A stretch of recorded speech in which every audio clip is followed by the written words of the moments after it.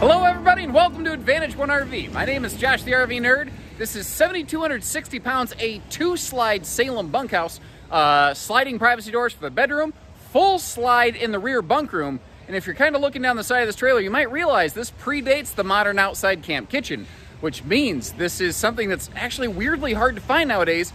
It's a true, like, 4 beds in the bunk room kind of RV instead of 3 plus a camp kitchen. This would be an amazing trailer for someone like my brother, where he's got like 3 just rowdy boys. You could, they could bang around. They could maybe mark a couple things up, but it's an older used RV, not older like 20 years old, but it's got a couple years on it. It's not brand new in perfect shape. When, you don't have that expectation walking into it. The next buyer doesn't have that expectation when you trade out of it or sell out of it. Or if what you're looking for is something in a lower budget range, you want to do like a custom office conversion, this thing is begging for something like that. This would be a great little DIY project. And I think used, not abused, is really like the story of the day on this one. It did its job. So a family, or maybe 2 over its lifetime, I don't know exactly how many previous owners it's had, have occupied the RV. Looks like they were using it until recently. I have a suspicion they probably gave it, because this is recorded the week after the 4th of July. I got a feeling they took one last big, like, family hurrah vacation, had a good time, and said, well, I think that's it. I think we're done camping for a little bit. And there's nothing wrong with that. I get it. They used it until they were done. Maybe the kids are grown up. Maybe the kids are in sports. They're not able to camp as much anymore. Maybe it was just the right time for those folks. What I do see, though, is that overall it appears to be in pretty good working order. Again, I do believe they're using it until very recently. They added that TV up there in the entertainment center. We'll actually see that kind of partially spun around. It can face the bedroom a little bit if need be. What I want to show you first, though, is just give you a look at all of the storage space around here. Let's actually start up top there and start working our way down and around. You'll see a little bit under the entertainment center. Over here in the main kitchen, you got some good drawer space, but you've also got under that sink a very large, like, wastebasket cavity in there, which that is something that, man, not enough modern RVs still seem to get. I don't know why I think a lot of RV designers don't actually go camping. And when I see simple things like a space for a wastebasket, I look at new RV designers and I go, oh, you actually go camping. Now, I want to point out everything I can to be fair. It looks like there's some swollen wood down here at the base of the kitchen. I don't know if that is due to, like, a condensation from the refrigerator bled down.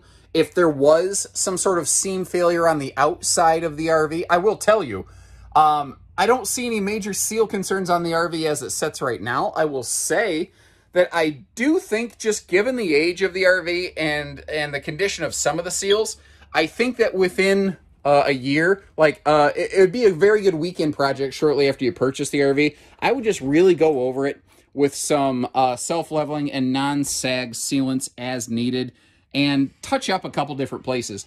Now, I think in the bathroom, because I can see where there's a little bit of swelling on some of the bathroom counter stuff, I think that ceiling vent got left open at some space, because if you go straight down from there, the countertop here is slightly swollen. You see how that T-mold pops out of it a little bit.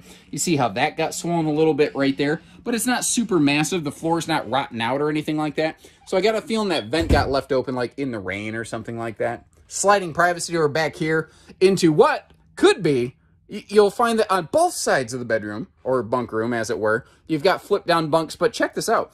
This is like a whole second living room.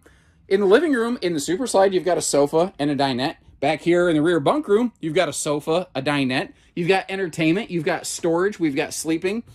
Again, I think that this could be an awesome just quad bunkhouse. I think that on a rainy day like today, when I was stuck inside, instead of everybody tripping over everybody else and driving each other crazy, he touched me, he's on my side, blah, blah, blah.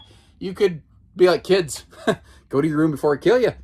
I love you, but I'll make more that look just like you, We say that. We love our kids. We do anything for them, obviously. You get the idea. Or this would be, I think, a very easy conversion into something like a mobile office. If you're doing a little bit of mobile work camping, I believe that this RV would be a very good fit for you. You do have central air and central heating, by the way. You may have spotted that through the video. I haven't overtly stated it. You can obviously see, like I said, they added the entertainment up there, and they definitely upgraded from the blue backbreaker wafer of death mattress this would have originally come with. I think that is easily 3 and maybe 4 times thicker than the standard RV factory bed. Which, by the way, this would have had a camp queen, but these are built with enough room that a true queen that we're looking at can fit.